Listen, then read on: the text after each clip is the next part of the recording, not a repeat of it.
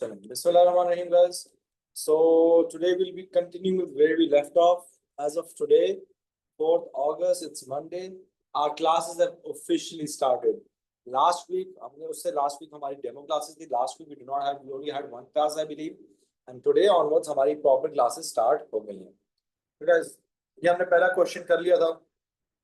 Now we'll continue. Measurements of a constant current in a wire are taken using an analog. So yeah. Yes, Haseeb. Analog ammeter. For these measurements, describe one possible cause of random error and one cause of a systematic error. Now, guys, what's a random error and what's a systematic error?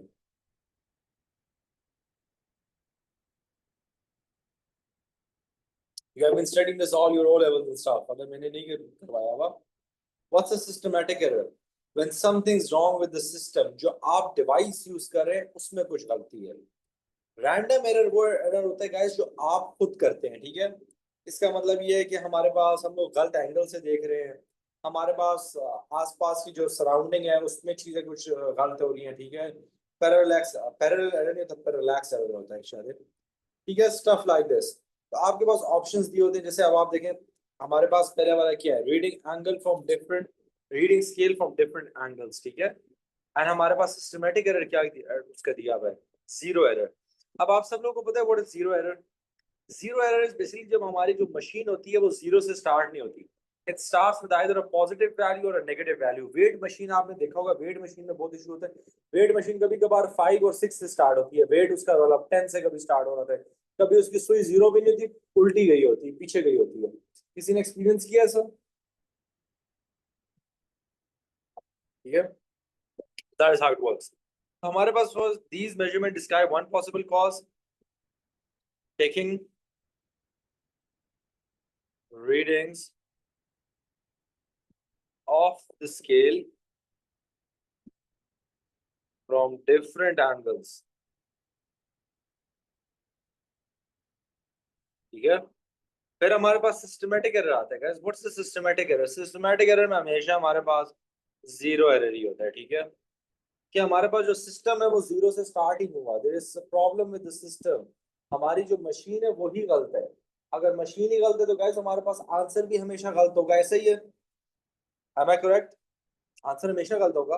तो इधर आप लोग एक बात बड़ी important note कर लेंगे guys, systematic error में जब हम लोग एवरेज लेते हैं, does not make a difference. Systematic error में हमारे पास एवरेज कोई डिफरेंस नहीं बनाती. क्यों बच्चों? क्योंकि हमारे पास क्या है, जो एंगल है, जो हमारे पास जो डिफरेंस आ रहा है वो हर वैल्यू में. मैं आपको इसका एग्जांपल देता हूँ. मेरे पास गाइस 5 वैल्यूज हैं. ठीक है, 5 नहीं 3 लेते हैं आसानी के लिए, 6 7 8. सिस्टमैटिक एरर की वजह से गाइस इन सब की वैल्यू हमारे पास 2 ज्यादा आती है. 10 + 2 = 10, सॉरी 9 हो जाएगा ये, और ये 10 हो जाएगा. अब ये जो 2 है guys, this is our systematic error. अब गाइस अगर मैं इधर एवरेज लेता हूँ ना, it does not help me at all. क्यों? क्योंकि सब के सब में इट्स द सेम थिंग, तो it's just gonna, it won't make a difference. तो याद रखें, सिस्टमैटिक एरर में average does not make a difference. Right this point down. And random error में we take average to distribute the error. अगर हमारे पास error distribute हो जाता है किडोस, तो हम लोग क्या कर सकते हैं जी, हमारा एरर डिस्ट्रीब्यूट हो गया तो हमारी एक्यूरेसी ज्यादा हो जाएगी. बस, very simple. Is this clear? अच्छा भाई, जो नए नए बच्चे गाइस, क्लियर के बाद you all have to say yes. Guys yes is a must. Yup, yes, जिस तरीके से भी आपको ठीक लगे. बट replying guys, active में guys, we need to have very interactive classes. Aamna of course I can. अब देखिए हमारे पास 2 किस्म के होते हैं. we either have a systematic error or we have a random error. तो सिस्टमैटिक एरर होता है, देखिए उसमें मतलब ये है कि एक कांस्टेंट एरर है. जैसे ये 2 का मैंने एरर बताया है, और ये आपके पास हर वैल्यू में, इट्स इन एवरी वैल्यू. ठीक है, तो जब आप एवरेज लेते हैं, does not help. So average does not make a difference in systematic error. However, random error चूंकि हमारे पास अलग एरर होते हैं, कभी 0 होगा, कभी 1 होगा, कभी 2 का, दिस एंड दैट। तो हम लोग क्या करते हैं, हम जब उधर एवरेज लेते हैं तो हमारे पास ये जो एवरेज होता है ये थ्रू आउट डिस्ट्रीब्यूट हो जाता है। सही है, ये पूरे के पूरे एरर्स में हमारे पास डिस्ट्रीब्यूट हो जाता है। तो इससे क्या होता है, हमारे पास रैंडम एरर एरर में याद रखें जब हम एवरेज लेते हैं, it improves accuracy, it improves precision, accuracy not precision, it improves it's accuracy. अब समझ आ गया आमना? अब आपको एक्यूरेसी और प्रिसिजन का मतलब पता होना चाहिए, वो पिछली क्लास में पढ़ा था। अब if you attended that class तो आपको ये समझ आ गई होगी। Good job Aamna, good job. Aamna, where are you from, which school city? Question number 2, question ऊपर छोड़े सवाल। Describe what is meant by high precision and low accuracy. What is meant by high precision guys? मैंने उस दिन बताया था class में। Perfect, which school in Karachi?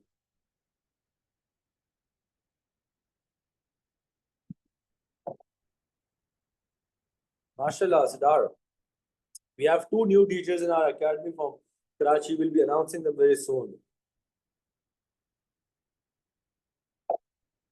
बताएं, what is meant by high precision?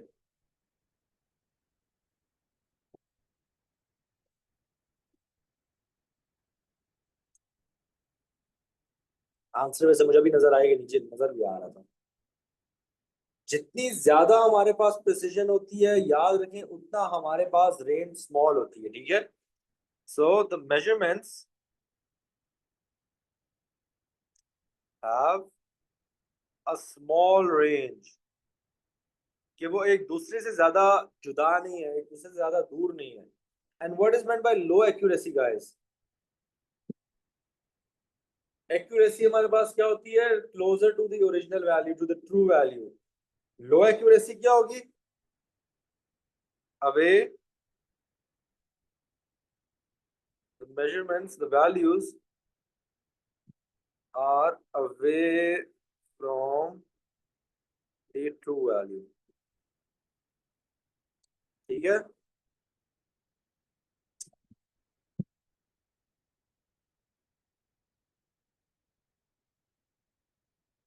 So yeah, this is the very start. अब इधर मैं एक आप लोगों को बात बताऊंगा कि आप लोगों में से ज्यादातर जो बच्चे इधर गलत आंसर लिखेंगे।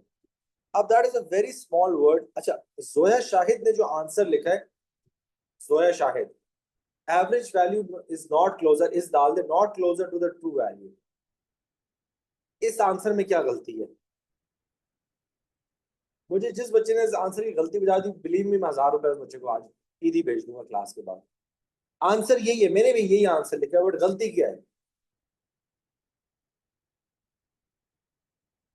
समथिंग दैट आई बिलीव आपको कोई टीचर कभी नहीं बताएगा। नहीं, एवरेज की वर्ड की बात, मैंने भी एवरेज वर्ड यूज नहीं किया हुआ। मेजरमेंट की भी गलती नहीं है, वैल्यू ठीक है। True value, closer to the true value, उसने वही लिखा हुआ है। Correct, closer. गाइस जो वर्ड गलत है वो क्लोजर है, इधर आपने क्लोज इस्तेमाल करना है। अब क्लोजर और क्लोज में मुझे कोई अंग्रेजी में डिफरेंस बता सकता है? Closer is a comparative word, आप किसी से कंपेयर करते हैं। I am standing closer to the table, I am sitting closer to the table then Shahid, then Waqas. Closer जो वर्ड है, दैट्स अ कंपैरेटिव वर्ड। इधर आप किससे कंपेयर कर रही हैं? जोया मुझे बताएं, do you guys get the difference? आपने वर्ड क्लोज इस्तेमाल, अब मैं ये नहीं कह रहा क्लोजर गलत है, वो भी एक्सेप्ट हो जाएगा। बट गाइस परफेक्ट आंसर्स के लिए आपको ये चाहिए। मैंने आपको शायद पहले दिन पे बताया था गाइस, आप फिजिक्स में कभी इट इस्तेमाल नहीं करते। Did I tell you guys this? मैंने पहले दिन पे बताया था ये बात। आप फिजिक्स के पेपर में इट कभी भी नहीं लिखते। What is it? It is increasing. What is increasing guys? Examiner को तो नहीं पता ना क्या इंक्रीज हो रहा है। बेशक सवाल में भी लिखा हो कि you have to talk about the speed और you have to talk about the current, आप वर्ड इट कभी इस्तेमाल नहीं करते। Is that clear everyone? You write the current is increasing, the current is decreasing, or anything. Depending on the question, depending on the scenario, it changes. But again, I'm repeating, you never write the word it. अगर मैं भी कभी लिखूं, आप लोगों ने मुझे बताना है सर आपने गलत किया है। ओके हो गया जी। क्वेश्चन 3 हम लोगों ने कर लिया था, क्वेश्चन 4 हम लोगों ने कर लिया था। Let's start with question 5। Very interesting question guys, very interesting question, ये हमने उस दिन किया था। we're going to build on this question, ठीक है? The current I in a coil of wire produces a magnetic field. The energy E stored in the magnetic field is given by E is equal to I square L over 2. The manufacturer of the coil states that the value of L in SI base units is this, and the current I in the coil is measured as this. The values of L and I are used to calculate E. Determine the percentage uncertainty in the value of E. Percentage uncertainty, guys, हमने उस दिन की थी. सबसे पहले हम लोग क्या करते हैं, हम दोनों वैल्यूज के लिए, अच्छा एल की हमारे पास परसेंटेज अनसर्टेनिटी है ±5%, ठीक है, डेल्टा एल, और डेल्टा आई हमारे पास गैस कितना है, उनने हमें दिया हुआ है 0.02 and 0.5. How do we find the percentage uncertainty? उस दिन मैंने करवाया भी था. तेज तेज गाइस, तेज तेज, एक्टिव रहे, आंसर्स दे, एक्टिव रहे. मेरी क्लास में आप लोगों ने ना बड़ा, वो कहते हैं ना, होशियार होके बैठना है. I can randomly ask any one of you. आमना, अलीना, अकील, बताएं कैसे फाइंड करेंगे percentage uncertainty? Good job Haseeb, good job. But Haseeb, आपका नाम अलीना कब हो गया?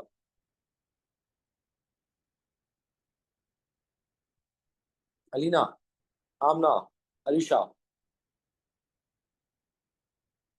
Guys, is this clear? हम परसेंटेज अनसर्टेनिटी कैसे फाइंड करते हैं? We divide the difference, we define the absolute uncertainty over the value into 100. इसका क्या आंसर आएगा मुझे बता सकते हो? 4% आएगा, राइट? Is equal to ±4%. इधर तक तो मुझे आई एम प्रीटी श्योर सबको क्लियर है. अब उनने कहा क्वेश्चन ये कि हमने परसेंटेज अनसर्टेनिटी ई में ढूंढनी है, ई में ढूंढनी है. अच्छा, फिर मैंने आपको उस दिन बताया था कि हम लोग कॉन्स्टेंट्स को हटा देते हैं, तो एक्चुअल फॉर्मूला हमारे पास आई स्क्वायर एल. अब आई स्क्वायर को guys can I write I square as I into L. If I write this equation as this, is this correct और नॉट? कुछ गलत तो नहीं है ना इस इक्वेशन में? किसी को कुछ गलत लग रहा है बता दे मुझे. It's correct. And last class में मैंने आपको क्या बताया था, हम जब परसेंटेज अनसर्टेनिटीज को क्या करते हैं, हमेशा मल्टीप्लाई या डिवाइड में परसेंटेज अनसर्टेनिटी हमेशा क्या होती है गाइस? क्या होती है? Add up. तो मल्टी, देखिए आमना, आपके पास जो परसेंटेज अनसर्टेनिटीज है गाइस, वो हमेशा एड अप होती हैं. जब भी हमारे पास वैल्यूज मल्टीप्लाई हो रही हो या डिवाइड हो रही हो, तो उनकी हम परसेंटेज अनसर्टेनिटीज को मल्टीप्लाई करते हैं, सॉरी, एड अप करते हैं. तो it's gonna be 4 + 4 + 5 which is what? 13%. तो हमारे पास गाइस ई में कितनी परसेंटेज अनसर्टेनिटी है? Only 13%. Easy peasy lemon squeezy. Is this clear? जिसने अब लास्ट क्लास नहीं देखी उसको ये चीज नहीं समझ आएगी.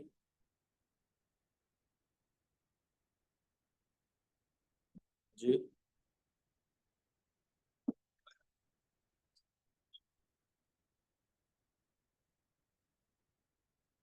ठीक हो गया. चाहिए इस सवाल.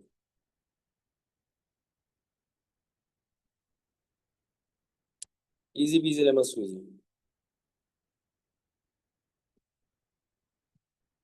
अच्छा, ये क्वेश्चन थोड़ा बाद में करते हैं. अच्छा, ये थोड़ा सा भी मुश्किल है. इट्स नॉट वेरी डिफिकल्ट, कर सकते हैं, चले कर लेते हैं. खैर, कैलकुलेट द एब्सोल्यूट, अच्छा पूरा क्वेश्चन छोड़ दें बस, अभी हम लोग सीधा क्वेश्चन पे. Calculate the absolute uncertainty in x. Guys, x हमारे पास क्या है? 4.0 ±5%. तो एब्सोल्यूट अनसर्टेनिटी हम कैसे फाइंड करेंगे? हम 4 का 5% फाइंड कर लेंगे, ठीक है? हम 4 का 5% फाइंड करेंगे, तो कितना हो जाएगा मुझे बताए कोई?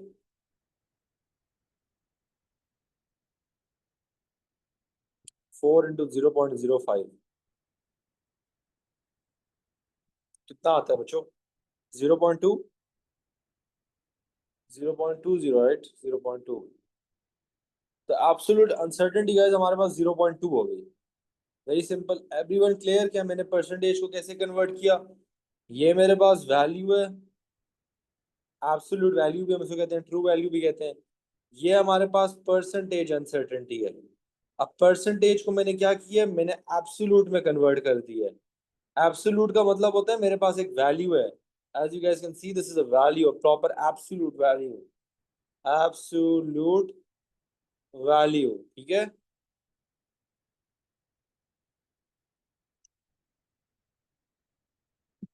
Understood the game.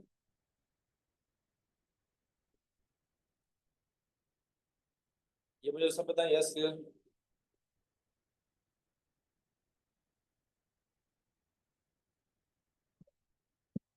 फिर आगे, the density rho is calculated from the measurement in table 1.1. Determine the percentage uncertainty in the calculated value of p of rho actually. हमने rho की सिर्फ guys percentage uncertainty find करनी है. And now I want you guys to do this on your own. This is rho. Rho is equal to m over h x square. Give this a try. नहीं होता मैं करवा दूंगा, कोई मसला नहीं है।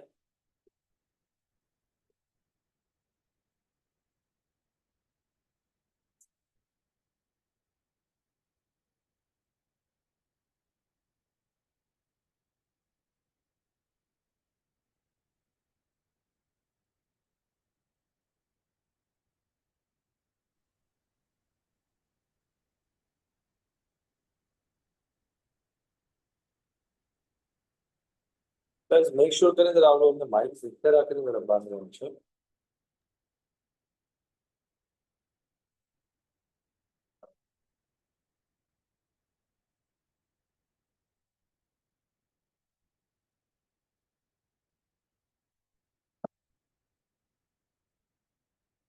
G, the question is you have to find the percentage uncertainty in the value of rho. Rho में आपने percentage uncertainty find करनी है। ये आपका rho का फॉर्मूला गिवन है, डेटा सारा आपके पास इधर है। परसेंटेज अनसर्टेनिटी हमेशा एड अप होती है, बेशक मल्टीप्लाई हो रही हो चीजें या डिवाइड हो रही हो। Percentage uncertainty is always what added up. हमेशा मैं उल्टा बोलता हूँ। अच्छा गाइस, जो जो एलएमएस को पूछा था इंशाल्लाह आज कल में आप लोगों को एलएमएस अलॉट हो जाएगा and all these videos will be uploaded on LMS, okay.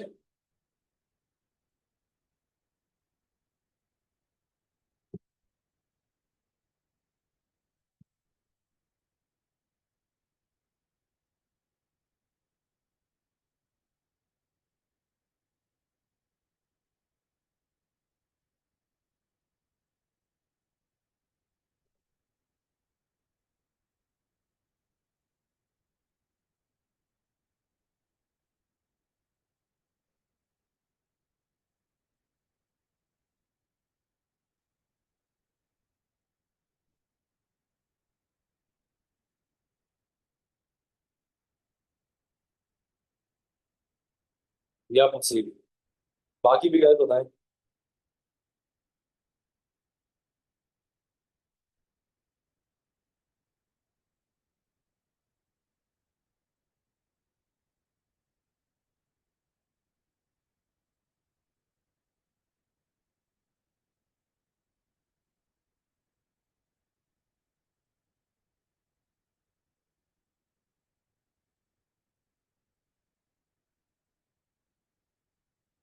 बाकी बताएं गाइस। वकास अहमद, मोहम्मदुल्लाह, सफा, सफा जदूल।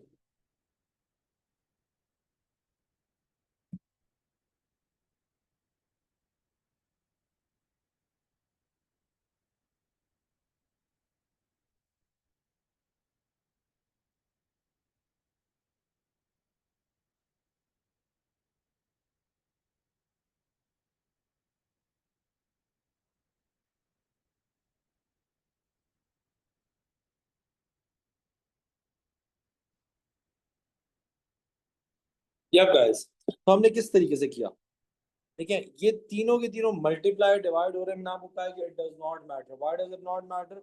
हम इन सब की परसेंटेज अनसर्टेनिटीज वैसे भी हमने ऐड अप ही करनी है।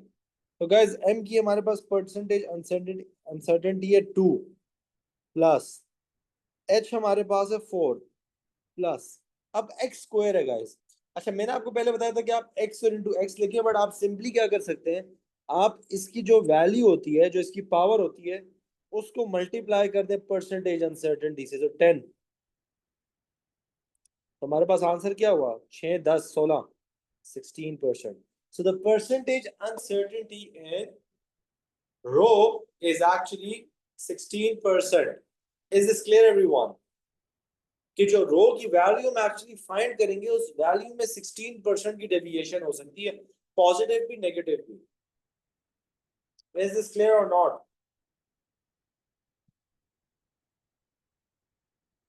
एवरीवन गुड, होना भी चाहिए क्लियर।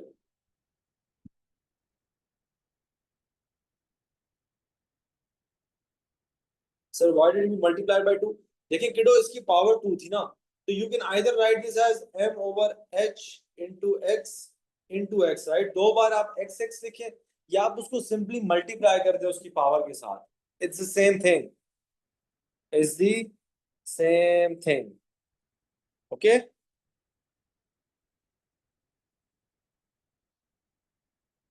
नमाज ब्रेक ले लेते guys.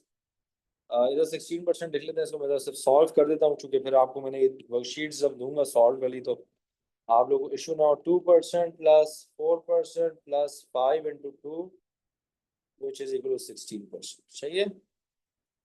m, this is m, this is h and this is, सही है? चले गाइस आप लोग जाएं नमाज, ओके? अनसॉल्व आपको ये सारी मिल जाएंगी, ओके? चले guys, 7:35, okay? Be back by 7:35 everyone.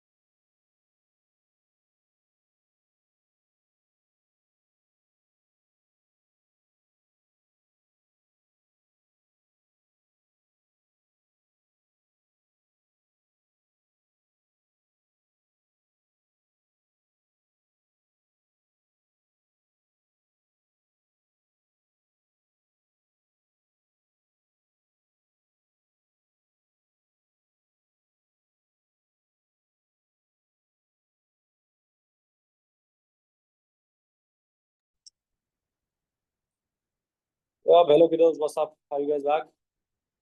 Namaz break is over, guys. आ गए सारे वापस मगरिब पढ़ के मगरिब जी Yamuna every recording will be uploaded after the class a few hours after the class on the LMS itself. LMS पे खुद ब खुद अपलोड हो जाएगी, डोंट वरी. आप में से गाइस कोई बच्चे थे जिनने मुझे कहा था सर कि अगर हम लोग सिर्फ रिकॉर्डिंग्स लेना चाहें ना पूरे कोर्स की, उसका भी मैं आपको तरीका बता दूंगा. You pay for a lump sum amount for the entire course, ठीक है, और आपको सारी कोर्स की रिकॉर्डिंग साथ साथ मिलती रहेंगी. You do not need to attend the classes. मुझे कुछ बच्चों and you have that access till the end of your year, मतलब जून 10 तक, जून 15 2026 तक यू हैव द एक्सेस.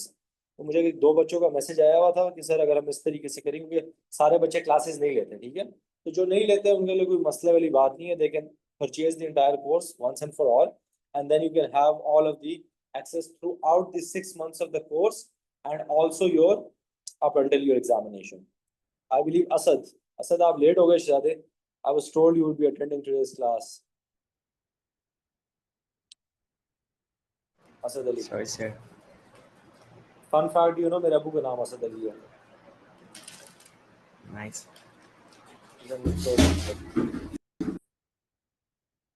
अच्छा. A property of a vector quantity that is not a property of a scalar quantity is direction. For example, velocity has direction but speed does not. State two other scalar quantities and two vector quantities. Easy question guys. इतना easy question कभी कभार आ जाता है ना. Scalar quantities में guys, let's just go with time and go with temperature. You can never go wrong with this. And vector may always go with acceleration and just go with what do you call force, momentum चले जाया करें. State two properties that are possessed by both vector and scalar quantities. ऐसी दो कौन सी properties है? Now this is a question 90% of the students mess up. एक तो सब लिख लेते हैं, चले मैग्नीट्यूड तो मैं भी लिख देता हूँ. मैग्नीट्यूड तो सबको पता है, होता ही होता है, ठीक है. मैग्नीट्यूड के अलावा क्या होता है?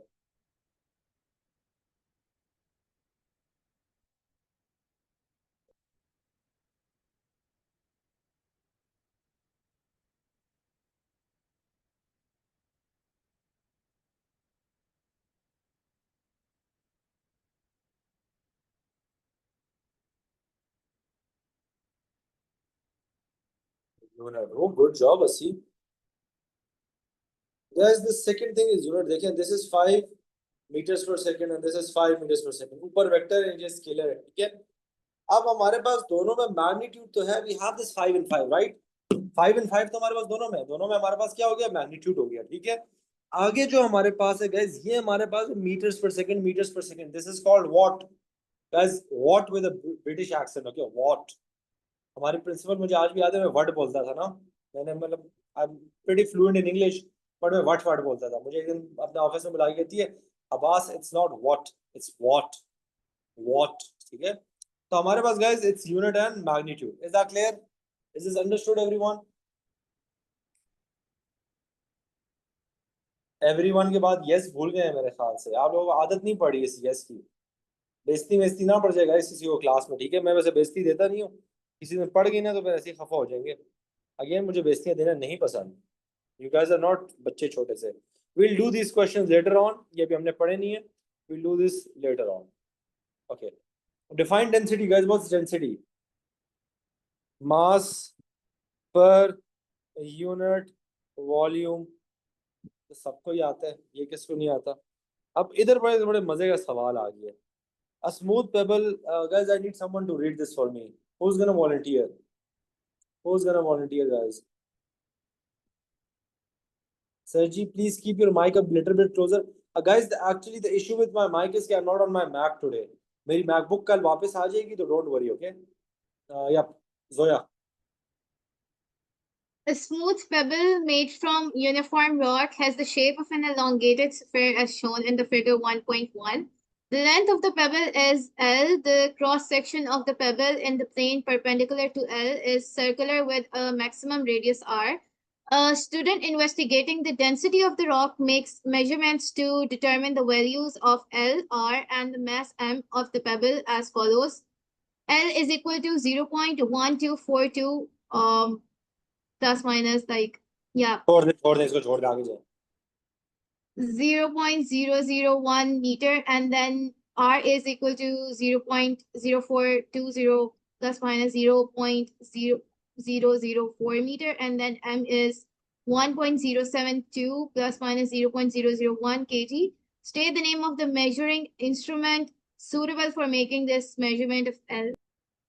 L guys, अब now we are talking about 0.12 meter. 0.12 meter guys हमारे पास कितना होता है? 12 सेंटीमीटर. तो 12 सेंटीमीटर के लिए guys हम लोग क्या यूज करेंगे बताएं? इतना लंबा सवाल जी. 12 सेंटीमीटर.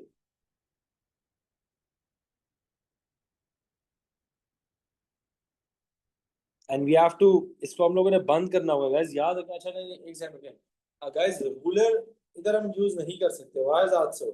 क्योंकि पेबल का गाइस आपको एक्चुअली पता नहीं होता ना ये, क्योंकि इट्स एलोंगेटेड, ये तो लॉन्ग होता है ना, मतलब it's a 3D object. And इसका जो शेप होता है वो अंडे की तरह होता है, अंडे की तरह होता है. तो what you actually do is you use a calipers. अच्छा, आप कैलिपर्स यूज करते हैं क्योंकि आपने इसको बंद करना होता है दोनों साइड से. देखिए, क्योंकि आप रूलर ऐसे, मैंने ऊपर रूलर रख दिया, अब आप 3D में सोचिए, आप उसको एग्जैक्टली मेजर नहीं कर सकते, बट थ्रू कैलिपर्स आप कर सकते हैं. आप लोगों को सारे जो मेजरिंग डिवाइसेस हैं उनकी लिमिटेशंस और वो मैं नेक्स्ट क्लास में मोस्ट प्रॉब्ली करवाऊंगा, नेक्स्ट क्लास में, ठीक है. Then we have to determine the percentage uncertainty in the measurement of R. अच्छा, one thing that you all need to note down over here, जो मैंने आप लोगों को पहली क्लास में भी की थी. लेकिन guys, number of significant figures या actually number of decimals is the same. 4 4 4 4 4. नीचे 3 है तो नीचे 3 है. डेसिमल सेम होना चाहिए, सिग्निफिकेंट सेम ना भी हो तो इशू नहीं है, क्योंकि आखिरी वाले में आप देखें हमारे पास 3 डेसिमल है बट सिग्निफिकेंट 1 पे आता है. तो determine the percentage uncertainty in the measurement of R. तो कैसे फाइंड करेंगे बताएं? मैं गाइस ऊंचा ऊंचा बोलूंगा, आप लोगों को सही से आवाज आए. इंशाल्लाह कल वो लैपटॉप वापस आ जाएगा. वो आज मेरा दोस्त लेके गया हुआ है. बताएं, measurement of R guys, how do you find the difference? It's gonna be 0.0004 over 0.0420 into 100. मेरे ख्याल से 0.9 कुछ आएगा, 0.9 कुछ, 0.95. Okay,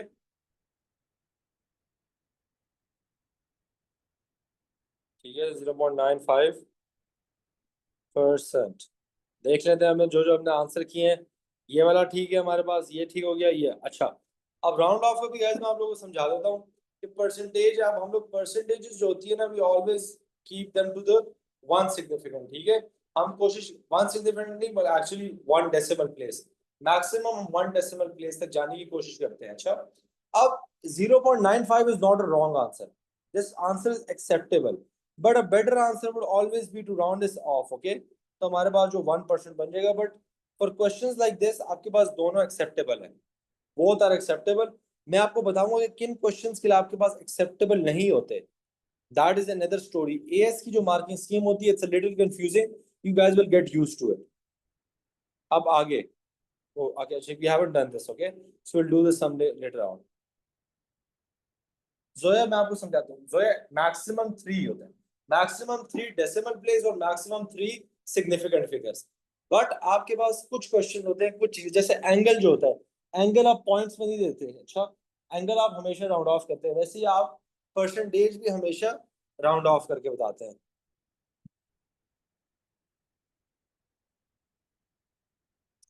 fun question guys, fun question. Zoya,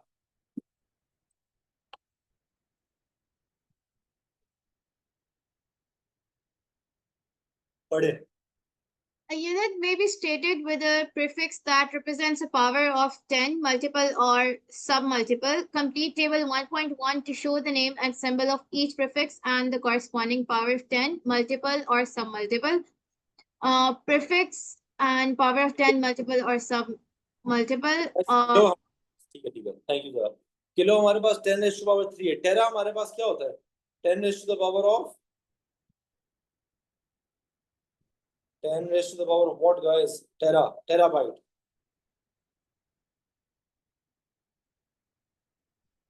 भूल गए guys? किलो 3, मेगा 6, गीगा 9, टेरा 12. guys -10 क्या होता है? -12 क्या होता है? पिको। मैंने आप लोगों को प्रीफिक्स की लिस्ट नहीं लिखवाई हुई एवरीवन? प्रीफिक्स की लिस्ट लिखवाई हुई है नहीं लिखवाई हुई है? नहीं लिखवाई हुई, अभी लिख लेते हैं, कोई मसले वाली बात ही नहीं है, it's very easy. Kilo 10⁻³ mega 10⁻⁶, giga 10⁻⁹, टेरा 10⁻12। अब इधर आप लोगों ने कहा एक चीज जहन नशी करनी है और नोट करनी है कि ये सारे के सारे जो आपके पास है कैपिटल है, M capital, G capital, T capital, के capital, all of these are capital, क्योंकि ये आपके पास बड़ी वैल्यूज है। अब छोटी वैल्यूज में जाते हैं। Will start with deci, centi, milli, micro, nano, nano reminds में वो मत यार मत, nano, pico. Deci represented by D, power is -1. Centi represented by C is power is -2. Milli represented by M, power is -3. Micro represented by mu, power is -6. Nano represented by N, power is -9. Pico represented by P, power is -12. ये note down कर ले जरा सारे के सारे। अगर किसी को नहीं पता, kilo is represented by capital K, mega is represented by capital M, giga is represented by capital G, and tera is represented by capital T.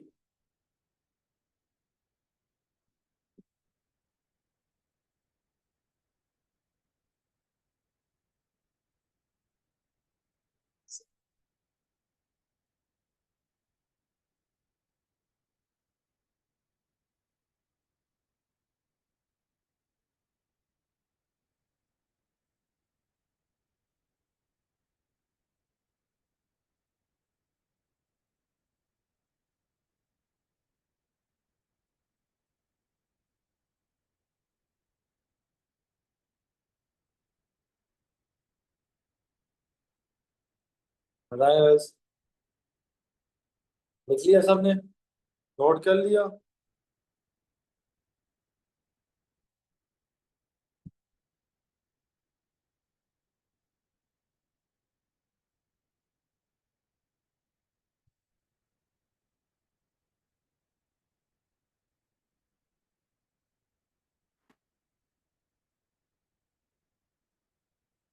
Everyone यार, व्हाट्स रॉन्ग विद यू? आप एवरीवन में जवाब क्यों नहीं देते?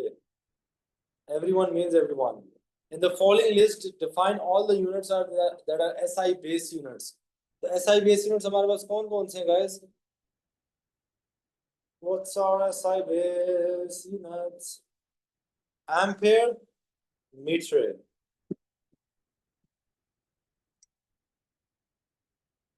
सही हो गया। अब ये जरा आप लोग थोड़ा सा नोट डाउन करें, ये फॉर्मूला और ये वैल्यू जरा नोट डाउन कर ले अपनी नोटबुक में क्वेश्चन के लिए।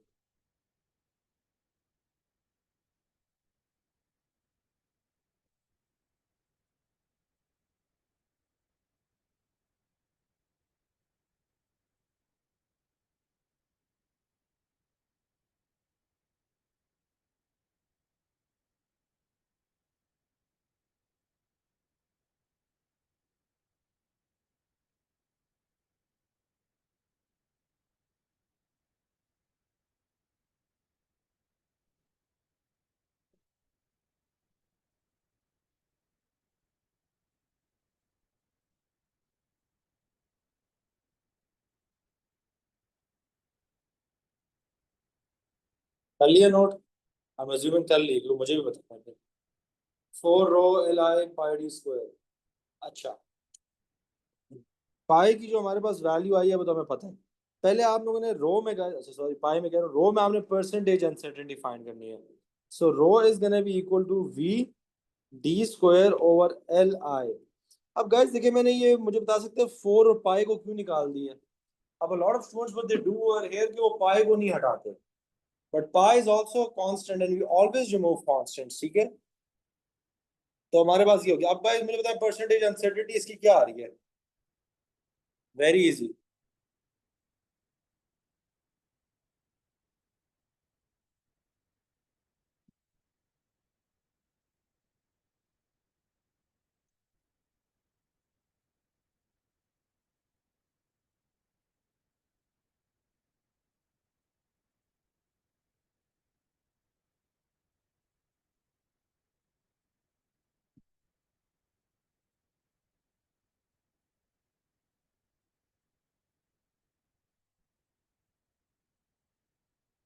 I want you guys to find the percentage uncertainty in row. और नहीं समझ आ रहा तो ask guys. सवाल पूछने में कोई भी वो नहीं है, अच्छा कोई भी मसले मसाइल वाली बात नहीं है, सवाल पूछो guys, ask as many questions as you can. वो समझाऊंगा बट कोई सही है.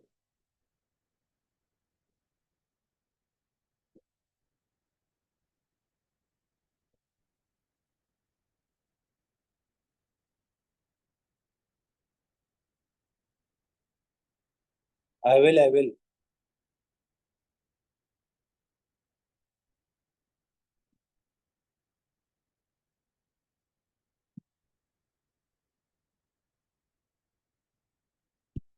देखिए वेरी सिंपल गाइस, जब भी हमने किसी वैल्यू में परसेंटेज अनसर्टेनिटी फाइंड करनी होती है तो हम वो सारी की सारी वैल्यूज को ऐड अप कर देते हैं, ठीक है सिंपली.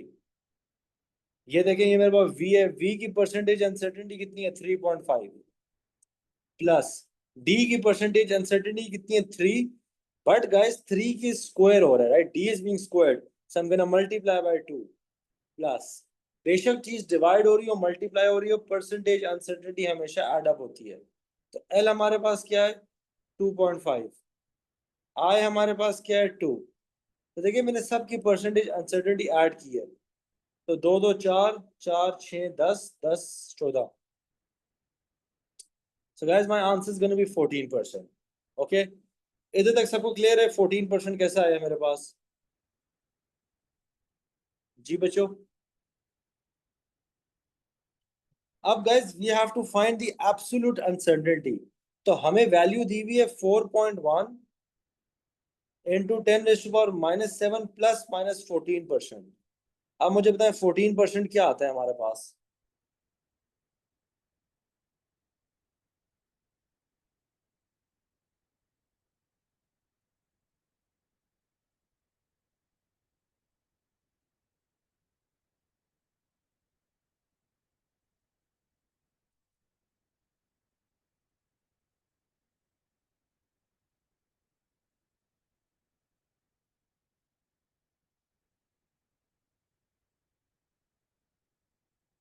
बताएं गाइस 14% क्या आता है इस वैल्यू का? अगर गाइस आपको ये क्वेश्चन नहीं समझ आ रहा है, कोई टेंशन ही नहीं है, अभी हमने इतने ज्यादा क्वेश्चंस करने हैं कि आप लोगों की सोच है. We can be doing this entire worksheet just on page number 16. 3 2x अभी और भी रहता है. एंड गाइस फिजिक्स में आप लोगों ने एक चीज याद रखनी है, ए लेवल्स में it's not like chemistry, it's not like bio, आपसे फर्स्ट ट्राई पे नहीं होती, ठीक है, बट आपने हमेशा एक शेर याद रखना है. क्या शेर है गाइस? एक तो अन्नी पा देना है गाइस, दैट्स आवर मोटो. और मोटो इज आल्सो हिम्मत मर्दा मदद खुदा. गाइस ये भी अपने पास देख लें, ये अपने नोटबुक के पहले पेज पे लिखें, हिम्मत मर्दा, मर्दा मदद खुदा. ओहो,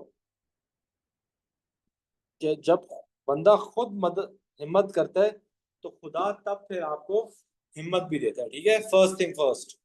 सेकंड गाइस, मेरा शेर जो मैं हमेशा एएस के स्टार्ट में हमेशा कहता हूँ कि गिरते हैं शाह सवार मैदान जंग में, वो तिफल ही क्या जो घुटनों के बल ना चले. किसी को इसका मतलब पता है कि गिरते हैं शाह सवार मैदान जंग में, वो तिफल ही क्या जो घुटनों के बल ना चले? किसी को मतलब पता है? किसी को उर्दू समझ आती है? सलीस उर्दू. ठीक है, गिरते हैं शाह सवार. शाह सवार का मतलब ये है कि आपके पास जो सबसे मैग्निफिसेंट जो आपके पास राइडर्स होते हैं, हॉर्स राइडर, घोड़ों की बात हो रही है, ठीक है, जिनका एक ऑरा होता है कि वो भी मैदान जंग में गिर जाते हैं. तो आप लोग भी कभी कभार सवाल करते हुए गिर जाएंगे, आप लोगों से सवाल नहीं होगा. वो तिफल ही क्या जो घुटनों के बल ना चले. तिफल कहते हैं बच्चे को, कि वो बच्चा ही क्या जो घुटनों के बल ना चले, वो बच्चा ही क्या जो मेहनत ना करे, जिसको मुश्किल पेश ना आए. This is for all of you guys. ये होगा, physics is tough but with me actually आप लोगों के लिए बहुत आसान हो जाएगी, ठीक है. तो गाइस इट्स गोना बी 5.7. हम 5.7 सिर्फ लिखेंगे. अच्छा 2 सिग्निफिकेंट, तो इधर भी 2 है, multiply by 10⁻⁻8. And with that guys we'll conclude our class today. I hope everything is clear. सब कुछ समझ आ गया सबको? I need a yes from